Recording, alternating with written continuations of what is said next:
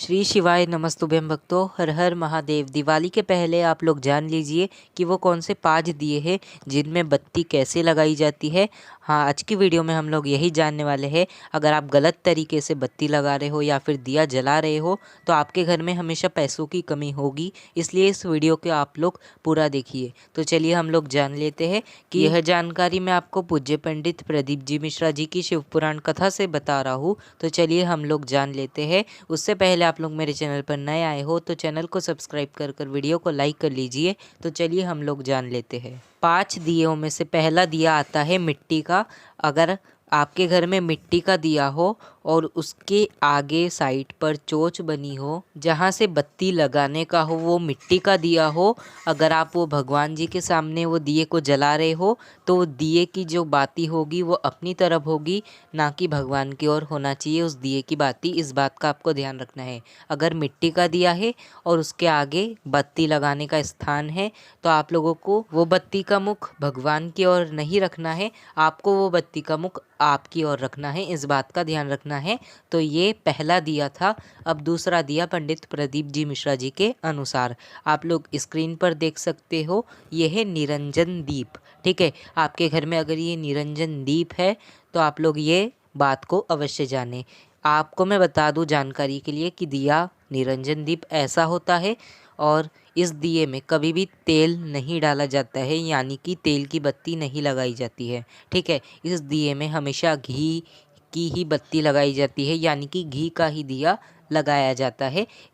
तो आप लोग कभी भी इस दिए में कभी भी तेल भूल कर भी मत डालना, क्योंकि ये निरंजन दीप है। इस दिए में कभी भी तेल नहीं डलता है, आपको इस बात का ध्यान रखना है। ठीक है, आप लोग इसमें घी की बाती लगाओगे तो भगवान जी के सीधे हाथ पर लगाना है, यानी कि आप मंदिर में लगा रहे हो ना ये दिए को, तो मंदिर में जो भगवान है उनका सीधा हाथ कौन सा होगा उस और आपको ये दिया जलाना चाहिए। यानी कि आपका कौन सा हाथ हो जाएगा, उल्टा हाथ।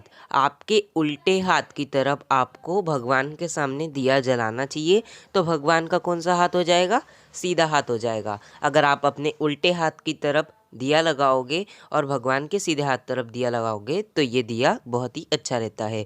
तो आप लोग ये दिए को अवश्य जलाएं। तो ये था निरंजन दीप। और अब तीसरा दिया है, वो है बटी निरंजन दीप। ठीक है, इस दिए में आपको पता ही है कि हम इस दिए में तेल की बाती लगाते हैं, तो इस दिए में आप इस दिए में तेल डाल सकते हो, पर जो निरंजन दीप है उसमें तेल कभी भी नहीं डलता है, इसमें घी ही डलता है निरंजन दीप में। और जो ये बटी निरंजन दीप है इसमें हम लोग तेल डाल सकते हैं और बत्ती कैसी भी लगा सकते हैं। आप लोगों को मैं फिर से बता दूं कि निरंजन दीप में आप लोग कभी भी भूल से तेल ना डालिए। अगर आप उसमें तेल डाल देते हो तो आपके घर में हमेशा संपदा की कमी होगी। तो इसलिए आप लोग कभी भी निरंजन दीप में तेल ना डालें, वरना आपके घर में हमेशा संपदा की कमी रहेगी।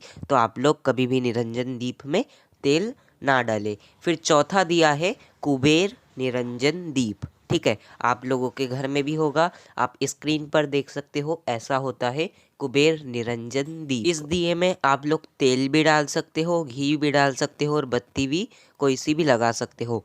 पर जब भी हम भगवान के सामने ये दिया जलाते हैं तो इस दिए में हमें 2 चावल के दाने या फिर हमें एक सिक्का रख देना चाहिए उस दिए के अंदर, या फिर फूल की पंखुड़ियाँ, या फिर काली मिर्च, लौंग, या फिर काली तिल, आपको जो डालना हो वो थोड़ा थोड़ा डालना चाहिए।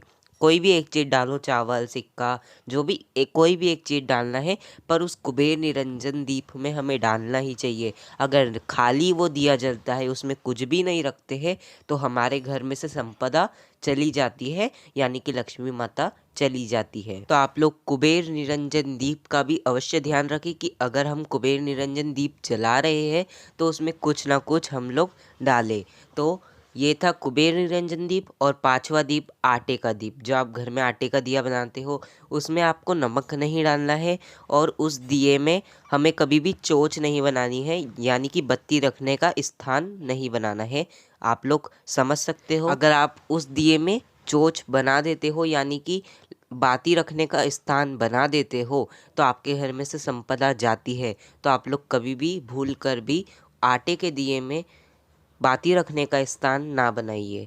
सिर्फ गोल बाती का दिया आपको वो बनाना है। तो ये थे 5 दियों के वर्णन जो आपको मैंने जानकारी बताई। अगर आपको ये जानकारी उपयोगी लगी हो तो चैनल को सब्सक्राइब कर वीडियो को लाइक कर लीजिए और इस वीडियो को ज़्यादा शेयर करना, जिससे सभी लोगों को पता चल सके कि कौन से दिए में कौन सी बाती लगाई जाती है। तो बस आज की वीडियो में इतना ही। श्री शिवाय नमस्तुभ्यम। हर हर महादेव।